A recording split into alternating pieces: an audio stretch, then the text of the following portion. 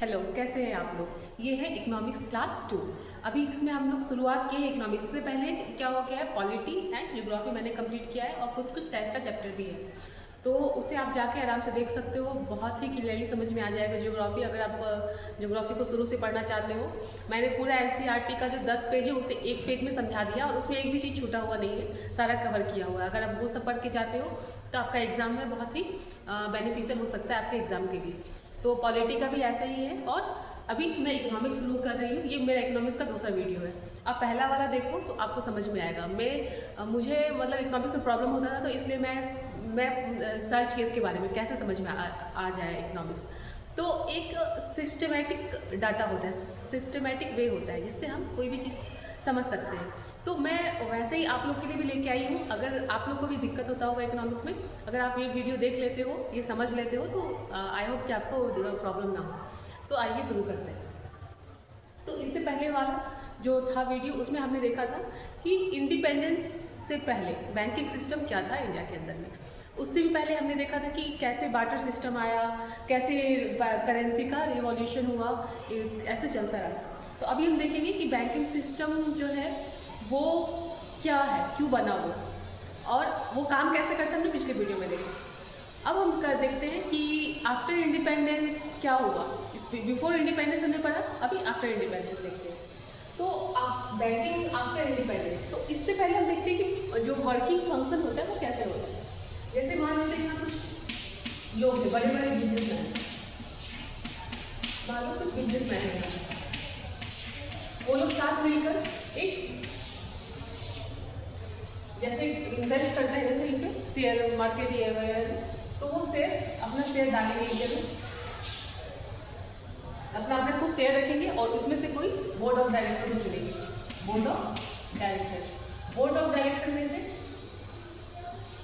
फिर एक, उसमें से बोर्ड ऑफ डायरेक्टर में से कुछ लोग क्या होंगे, CEO, chief executive officer. Then उसमें से कौन निकल जाएंगे, पीओ और बैंक कलर जितने लोग होते हैं, बैंक कलर। अब ये सिस्टम, कुछ लोग आए बोले कि हम कुछ पैसा देंगे, मिल करके एक बैंक बनाते हैं। बैंक बन गया, उस लोगों में से ही बोर्ड ऑफ डायरेक्टर चुने गए, प्राइवेट मेंबर है कोई भी, फिर उसमें से सीईओ, फिर बैंक, पीओ एंड फंक्शन होगा। इस तरीके से बैंक को जहाँ जिसको लोन देना हो वहाँ फंक्शन करेंगे। अब इसका जो प्रॉफिट होगा बैंक का, वो कहाँ जाएगा, बोर्ड ऑफ डायरेक्टर के पास। फिर बोर्ड ऑफ डायरेक्टर इन सब लोगों में उनको डिविडेंड देंगे। डिविडेंड का मतलब होता है कि जो भी प्रॉफिट हुआ इक्वली सब में बांट लेंगे जिनका जिनका शेयर था। तो ये हो गया बैंकिंग कैसे फंक्शन करता है। नेक्स्ट देखते हैं कि इंडिपेंडेंस के बाद क्या हुआ। इंडिपेंडेंस के अब इसमें मेरिट और डिमेरिट, ये क्या था, प्राइवेट मेंबर,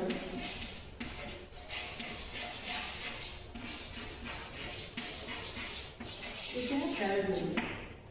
अब इससे होता क्या था, अब हर कुछ में कुछ मेरिट और डिमेरिट होता है, तभी वो चेंज होता है। अगर मेरिट हुआ तो ठीक है, अगर कुछ डिमेरिट है तो उसको चेंज लाने के लिए फिर उसको डिमेरिट को हटाने के लिए उसमें चेंज लाना पड़ता है।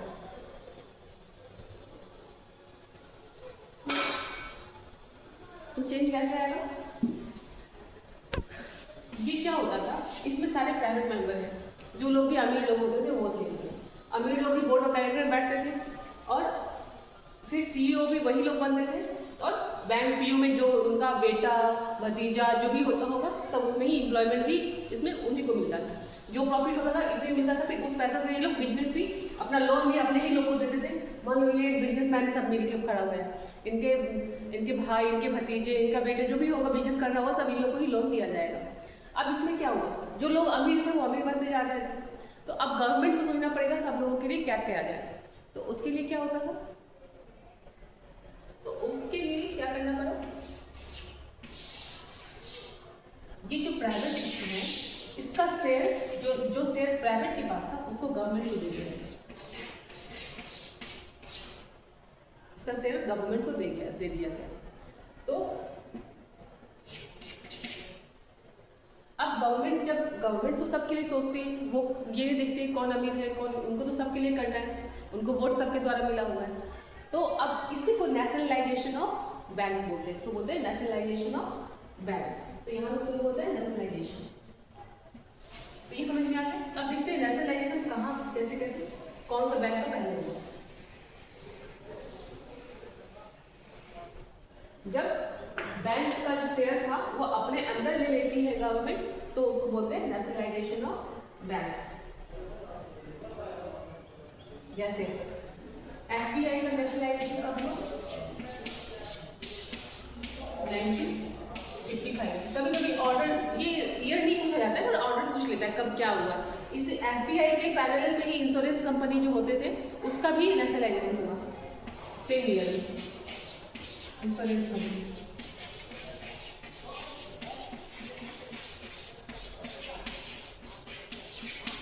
ये भी 1955 में। फिर स्पोर्टिंग बैंक का नेशनलाइजेशन कब हुआ? 1969 में। और 6 बैंक कब हुआ? 1980 में। तो ये इस तरीके से नेशनलाइजेशन हुआ बैंक। अब जब बैंक नेशनलाइजेशन हो गया, अब क्या होगा? बैंक का जो भी काम था, जो प्राइवेट लोग कर रहे थे, उनको अब सारा क्या हो रहा था, सब कुछ गवर्नमेंट के हाथ में आ गया। बहुत ज़्यादा पॉलिटाइजेशन होने लगा। जैसे कि जो कुछ वोट बैंक के कारण लोन माफ़ कर दिया जाता था, जब लोन माफ़ कर दिया जाएगा तो फिर बैंक काम कैसे करेंगे? उसके पास इंटरेस्ट कैसे आएगा? लोग कैसे देंगे? फिर बैंक का फंक्शन रुक जाएगा। CRR SLR होता है, वो हम लोग आगे बढ़ेंगे, फिर भी मैं थोड़ा डिस्कस कर देती हूँ। CRR क्या होता है? Cash reserve ratio. इसको डिटेल में पढ़ेंगे, फिर भी मैं अभी थोड़ा बता देती हूँ। CRR क्या होता है? Cash reserve ratio. और SLR होता है स्टैट्यूटरी लिक्विडिटी रेशियो। ये दोनों ही कोई भी बैंक हो, जो RBI के द्वारा कोई भी बैंक हो, उसको लाइसेंस मिला हो, उसको CRR और SLR मेंटेन करना होता है। जैसे कि हो सकता है जैसे 100 करोड़ हो, तो ये दोनों मिला के 25 करोड़ करना होगा सेव। या फिर जब ये नेशनलाइजेशन हो गया तो गवर्नमेंट बढ़ा दी थी CRR SLR 50% कर दी थी।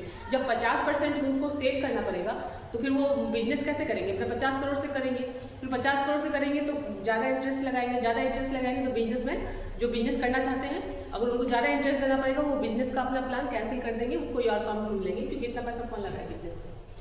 तो अब वही हुआ CRR और SLR। CRR क्या होता है? कुछ परसेंट, मान लो 4%, 100 करोड़ में से 4 करोड़ जो कोई भी बैंक होता है, कॉमर्शियल बैंक, उसे देना पड़ेगा RBI के, सिर्फ कैश के रूप में, सिर्फ कैश के रूप में RBI में रिजर्व करना पड़ेगा, और किसी के रूप में नहीं, कैश के रूप में। उसमें कोई प्रॉफिट नहीं मिलता है। जब हुआ था कुछ प्रॉब्लम, फिनेंशियली कुछ प्रॉब्लम आ जाता है, जो 1991 के टाइम में हुआ था, करेंट अकाउंट डेफिसिट, उस टाइम में इसमें बैंक कुछ देती थी CRR में, पर और नहीं मिलता है। वो बैंक RBI में रहता है, इसको फिक्स करना रहता है, क्योंकि कोई बैंक क्रैश ना हो अचानक, बैंक में सब लोग लाइन लग गए तो इमरजेंसी में क्या काम आएगा। तो इसके लिए ये दोनों फिक्स किया गया। SLR 15% मान लो, कभी 14%, कभी 15% या 18%, अभी 18% है मान लेते हैं। तो ये दोनों मिला के अभी 25% है, पर कभी बढ़ा या घटा दिया जाता है, ये डिपेंड करता है बैंक की पॉलिसी पर। तो SLR क्या हो सकता है? कैश भी हो सकता है, गवर्नमेंट सिक्योरिटी हो सकता है, जिसको अप्रूव्ड बाय RBI के द्वारा वो जो बॉन्ड हो अप्रूव्ड हो। ऐसा नहीं हो कि हम बॉन्ड निकालें कि सब लोग हमको पैसा दो, बैंक भी देगी और बॉन्ड, उसका कोई वैल्यू नहीं है। RBI द्वारा अप्रूव्ड बॉन्ड हो, वो बॉन्ड भी हो सकता है और गोल्ड हो सकता है। CRR में बैंक को कोई प्रॉफिट नहीं होता है, SLR में प्रॉफिट होता है। क्यों? क्योंकि जो गवर्नमेंट सिक्योरिटी है उससे पैसा मिलता है। तो इस तरीके से काम चलता है।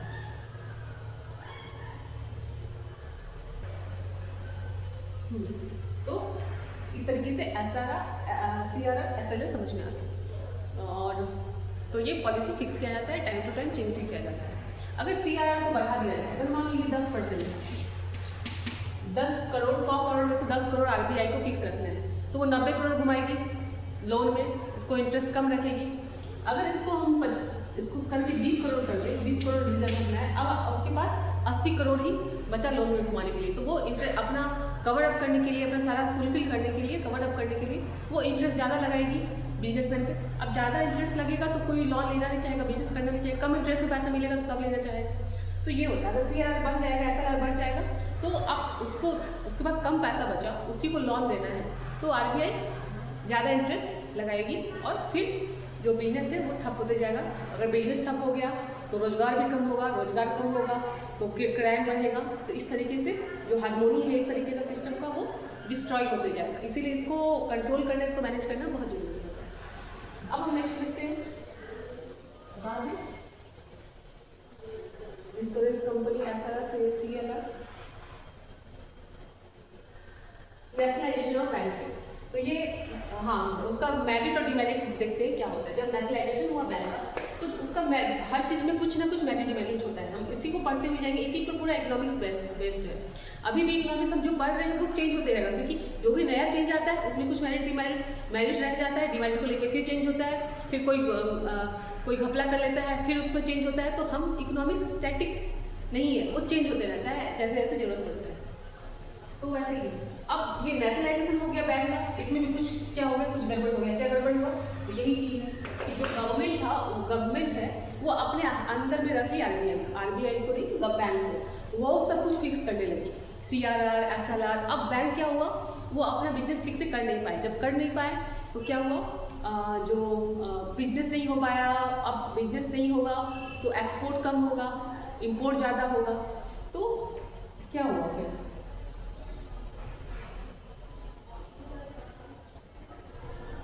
Current account deficit 1991।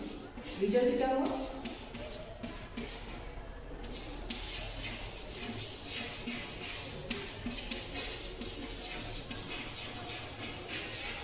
Current account deficit. ये क्यों होगा? क्योंकि बिजनेस कम होने लगा। कम होने के बाद क्या हुआ, एम्प्लॉयमेंट कम, जो एम्प्लॉय थे उनको सब लोग एम्प्लॉय कम, बेरोजगारी होने लगा। फिर जो सामान था वो हमारे यहाँ कम था, इंपोर्ट करने के लिए हमारे पास डॉलर नहीं बचा था, बाहर से हम लोग सामान लेते हैं उसके लिए डॉलर चाहिए। सब लोग यहाँ से अपना डॉलर उठा के जा रहे थे दूसरे देश में, क्योंकि यहाँ इन्वेस्ट करने का कोई फायदा नहीं है, लोन मिलता नहीं था आसानी से।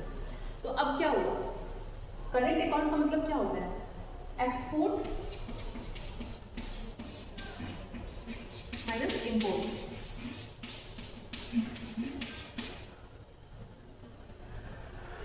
मतलब जो करंट अकाउंट था हमारा माइनस में चल रहा था। हम लोग क्या करें, इंपोर्ट ज़्यादा आ रहा है, अगर इंपोर्ट ज़्यादा कर रहे हैं तो ये माइनस में आएगा, एक्सपोर्ट कम हो रहा था, बाहर कम जा रहा था और हम सामान ज़्यादा ले रहे थे। तो इस वजह से क्या हो गया, करंट अकाउंट देखा डेफिसिट। हम लोग के पास इतना पैसा भी नहीं था कि हम लोग, मतलब डॉलर नहीं था कि तेल खरीद पाए। फिर हम लोग को साथ दिया एक इंटरनेशनल बॉडी है IMF। हमने 64 टन अपना गोल्ड रखा था कोलेट्रल, तो इन्होंने हमें दिया था 54,000 मिलियन करोड़। फिर हम अपना सब बैलेंस कर पाए। ये क्राइसिस होने के बाद फिर कुछ चेंज आया।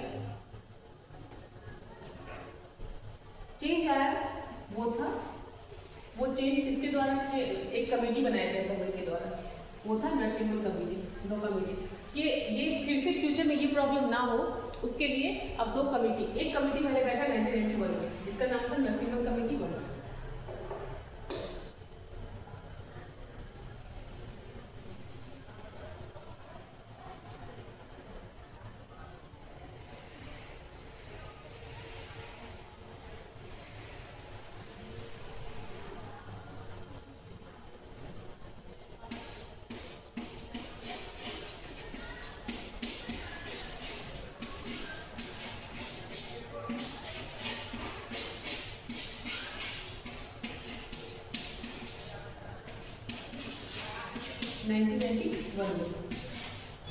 इनका क्या कहना था, इनका कहना था जो प्रॉब्लम, जिस प्रॉब्लम की वजह से वो क्राइसिस हुआ था उसको आप हटाइए। पहले क्या था, लेस पोलराइजेशन,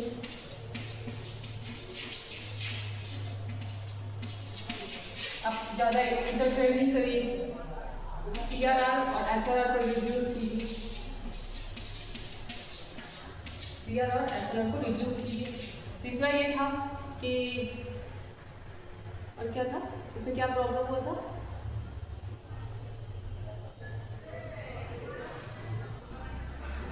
प्राइवेट बैंक को लेके आइए। प्राइवेट बैंक एकदम से चला गया, प्राइवेट बैंक को लेके आइए ताकि वो अपना प्रॉफिट के लिए काम करे, सिस्टमेटिक तरीके से रन होगा नहीं। तीसरा था बेस रेट।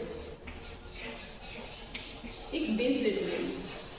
बेस रेट का मतलब ये होता है कि आप एक अपना जितना भी आपका खर्च है बैंक का, जितना सैलरी देते हैं एम्प्लॉय को, जितना रख रखाव में खर्च होता है, ये सब अपना एक फिक्स कर लीजिए। मान लेते हैं कि हमको किसी को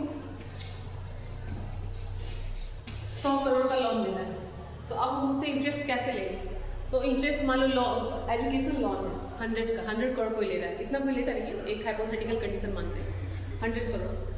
फिर अब इसका हम इसे इंटरेस्ट लेंगे, तो इंटरेस्ट किस तरीके से लेंगे? एक पहले हमको फिक्स बनाना चाहिए बेस रेट, वो एजुकेशन के लिए हो, होम के लिए हो, एग्रीकल्चर, किसी चीज़ के लिए एक बेस रेट होना चाहिए। बेस रेट का मतलब होता है आपका जितना एक्सपेंसेस लग रहा है, जैसे सैलरी भी लग रहा है, आपका जो टेक्नोलॉजी है बैंक का, रख रखाव है, इलेक्ट्रिसिटी बिल है, मान लेते हैं आप उसका खर्च आपका 10 करोड़ आता है, तो आप 10% रख लीजिए बेस रेट, और एक्स्ट्रा आप मार्केट के हिसाब से किस तरीके का मार्केट चल रहा है, आप CRR कितना है, SLR कितना है, या रेपो रेट कितना है, उस हिसाब से आप उसमें ऐड करते जाइए। जैसे कि एजुकेशन लोन मान लेते हैं 2%, 12%, तो 10% आप एक फिक्स कर लीजिए जितना आपका जो भी एक्सपेंसेस है, और जो बाकी का 2% है आप उस पर बेस होकर के, बेस रेट मीन्स आप जो मार्केट का क्या हाल है उस पर आप रख लीजिए। अब जैसे क्या होगा, अब होम लोन हो गया, होम लोन मान लेते 1% ऐड करना पड़ा, तो 11% लगा दिए। एक बेस रेट फिक्स रहेगा और उस पर ऐड करते जाइए। इसका मतलब ये नहीं था कि एक फिक्स है, फिर उसमें मार्केट के हिसाब से आप चेंज 1%, 2%, 3% चेंज करके उस तरीके से आप इंटरेस्ट लगा सकते हैं। तो ये था नरसिम्हन कमेटी का, जो 1981 में था रिपोर्ट उनका, फर्स्ट नरसिम्हन कमेटी फर्स्ट का ये रिकमेंडेशन था। आप ऐसे इस तरीके से कर सकते हैं। और एक बात उन्होंने कहा था कि जो बैंक होता है, आप अगर बहुत ही ज़्यादा आपको लोगों को बहुत ज़्यादा आपको लोन देना है, बिजनेस फैलाना है, तो आप बैंक को इस तरीके से मत कीजिए। बैंक ठीक है फाइनेंशियल इंक्लूजन के लिए ठीक है, आप उसको अलग अलग गांव में, अलग अलग शहर में, सब जगह बनाइए, अच्छी बात है। पर एक है नॉन बैंकिंग फिनांस कंपनी, एक होता है नॉन बैंकिंग फिनांस कंपनी, आप उसको भी रेगुलेट कीजिए, उसे स्टॉप मत कीजिए, क्योंकि आप उसे नॉन बैंकिंग फिनांस कंपनी का मतलब क्या होता है, जो लोन देती है, मतलब बैंक की तरह ही होती है, पर उसे लाइसेंस नहीं मिला होता है बैंक का, RBI उसे रेगुलेट नहीं करते, पर वो कहीं कहीं बना होता है अपना प्रॉफिट के लिए, वो अपना खोल के रखे हुए हैं। तो बढ़िया बात है, अगर आप खोल के रखे हुए हैं तो अच्छा है, बिजनेस इससे एक्सपेंड होगा, लोगों को रोजगार मिलेगा, पैसा बढ़ेगा, इस तरीके से इन्वेस्टमेंट होगा। तो नॉन बैंकिंग फिनांस कंपनी जो है उसको बैन मत कीजिए, उसको रेगुलेट कीजिए। कोई भी चीज़ बैन करने से अच्छा है रेगुलेट कीजिए। ये नरसिम्हन कमेटी 1 में कहा गया था कि NBFC जो है को रेगुलेट करना चाहिए, नॉन बैंकिंग फिनांस कंपनी जो है, अब उसको रेगुलेट करेंगे तो इससे हमारा नेशन में जो पैसा है वो आएगा, बिजनेस बढ़ेगा, एम्प्लॉयमेंट बढ़ेगा। तो ये सब था कहना नरसिम्हन कमेटी 1 का। 2 का क्या कहना था?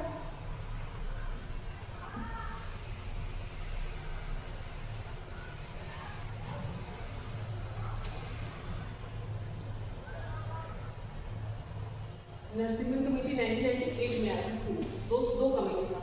दो कमेटी का पहला बात ये कहना था कि जब से ये नेशनलाइजेशन हो गया है बैंक, तब से लोग बहुत ज़्यादा बढ़ गए हैं, उनका खर्च बहुत, उनको एम्प्लॉयमेंट बहुत मिल गया है, जितना काम नहीं उससे ज़्यादा आदमी काम कर रहे हैं बैंक में। तो एक आप रखिए क्या, VRS retirement scheme, voluntary retirement scheme, ये रखिए बैंक के लिए। दूसरा उन्होंने कहा था कि मॉडर्नाइजेशन कीजिए बैंक का, मतलब कंप्यूटराइजेशन लेके आइए,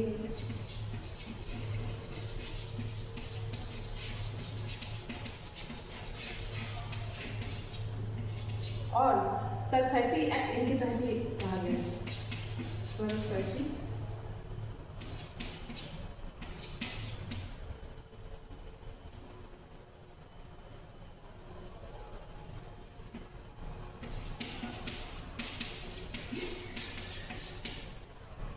नरसिम्हन कमेटी 1 में भी कहा गया था कि अगर कोई बैंक का पैसा लेके चला जाता है उसके लिए कोई लीगल एक्शन, कुछ ऐसा ट्रिब्यूनल बनाना चाहिए जो इसको रिकवर कर पाए। पर इसमें और फोर्स दिया गया नरसिम्हन कमेटी 2 में कि हाँ कुछ लीगल एक्ट इस तरीके से फ्रेम करना चाहिए, कुछ एक्ट होना चाहिए जिस एक्ट के तहत उस आदमी को सजा मिलना चाहिए और उससे किसी तरफ जो बैंक को पैसा लेके जाते हैं उसको रिकवर करना चाहिए। तो सरफेसी एक्ट बना 2001 में, इसका बाद माना गया। 2001 में securitisation and reconstruction of asset and enforcement security interest act. ये था कि मतलब इसका कहने का मतलब है कि एक ऐसा एक्ट बना जिससे हम लोग क्या कर सकते हैं, रिकवर कर सकते हैं जो भी बैंक का पैसा लेके भागता है। तो ये चीज़ कहा गया था नरसिम्हन कमेटी। और इसमें क्या कहा गया था कि आप जो उलझा के रखे हुए हैं कि वो बैंक है, वो फिनेंशियल इंटरमीडियरी है, मतलब बैंक क्या हो, एक फिनेंशियल इंटरमीडियरी है, जो भी लोन देता है वो एक फिनेंशियल इंटरमीडियरी ही होता है। अब इसमें ये कहा गया कि आप इतना फैला के मत रखिए, ये वो बैंक है, वो ये बैंक है, वो LIC है, ये पोस्ट ऑफिस है, ये इतना मत रखिए। 2 क्लासिफिकेशन रखिए फिनेंशियल इंस्टीट्यूट का, एक बैंकिंग एक नॉन बैंकिंग, बस 2 क्लासिफिकेशन।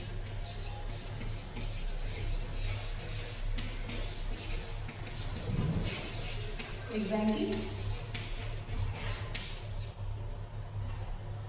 एक नॉन बैंकिंग। तो ये उनका कहना था। तो ये हो गया, ये नरसिम्हन कमेटी का कहना है।